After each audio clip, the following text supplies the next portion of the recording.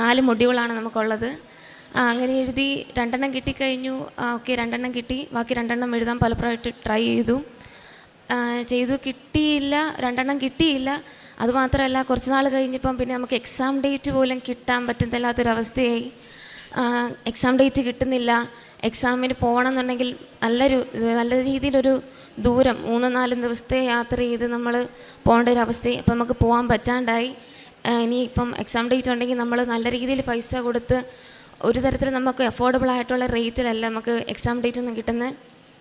അപ്പം നമുക്ക് എക്സാം എഴുതാൻ പറ്റാണ്ടായി. അങ്ങനെ ഒരു 6-7 മാസം ഞാൻ വീട്ടിലിരുന്നു.